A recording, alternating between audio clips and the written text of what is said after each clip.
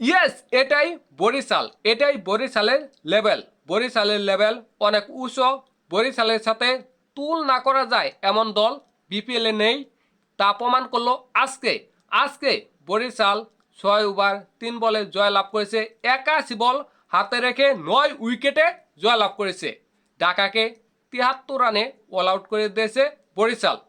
দেখেন, ঢাকা প্রথমে ব্যাটিং করতে নামে তারা 2 ওভারে 13 রান তুলে লিটন কুমার দাস 10। তৃতীয় ওভারে বোলিং করতে আসে তানভীর ইসলাম, তিনি ওই ওভারে 2টি উইকেট তুলে নেয় এবং ওই ওভারটা মেডেন করে। ষষ্ঠ ওভারে ফাহিম আশরাফ বোলিং করতে আসে এবং তিনি প্রথম বলেই একটি উইকেট তুলে নেয়, তানজিদ হাসান তামিমের উইকেট। ঢাকা 20 রান করেছে, 6 ওভারে 3 উইকেট নেই। ওইখানেই ঢাকা হেরে গেছে, ওইখানে ঢাকা বাদ পড়ে গেছে। পরবর্তীতে ঢাকা 34 রানে 4 উইকেট, 38 রানে 5 উইকেট, 41 রানে 6 উইকেট, 41 রানে 7 উইকেট এবং 55 রানে 8 উইকেট, 65 রানে 9 উইকেট এবং 73 রানে ঢাকা ফুল প্যাকেট পথে পথে রাস্তায় রাস্তায় চুনা চুনা। বরিশাল এ রান বরিশাল করবে, সেটা স্বাভাবিক। বরিশাল কয় ওভারে করে, কয় উইকেটে করে, কত দ্রুত এ রান করে ফেলে, সেটাই দেখার বিষয়। 21 রানে যখন বরিশালের, তখন তহিদ হৃদয় আউট হয় 15 রান করে। আউট হোক, তাতে কোনো বিষয় না, কারণ রান তো 73। বরিশাল 9 উইকেটে উইন।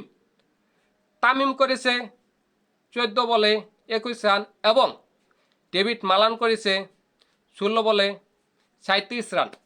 বরিশালের হয়ে দুর্দান্ত বোলিং করে তানভীর ইসলাম, তিনি 2 বার বল করে 2 রান দেয়, 3টি উইকেট তুলে নেয়। মোহাম্মদ নবী, তিনি অসাধারণ দুর্দান্ত বোলিং করে, তিনি 3 ওভার বল করে 9 রান দেয়, 3টি উইকেট তুলে নেয়। ফাহিম আশরাফ, তিনি 2 ওভার 3 বল করে 15 রান দেয়, 3টি উইকেট তুলে নেয়। বরিশাল 1 নাম্বার। বরিশাল 1 নাম্বার হয়ে গেছে, বরিশাল 1 নাম্বার থাকবে, কেউ ফিরাতে পারবে না। পরের ম্যাচ যদি বরিশাল হেরেও যায়, তবু বরিশাল 1 নাম্বার দল নিশ্চিত, কনফার্ম আপনি ধরে নিতে পারেন। বরিশাল 1 নাম্বার দল হিসাবে সুপার ফোরে চলে গেছে, এটা কনফার্ম।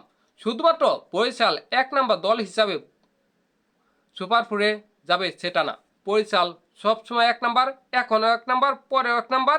বরিশাল এবার ফাইনালে যাবে, ফাইনাল নিবে, চ্যাম্পিয়ন হবে। ওই ট্রফিটা লঞ্চে করে বরিশালে নিয়ে যাবে সবাই, চাইয়া চাইয়া চাইয়া চাইয়া দেখবে।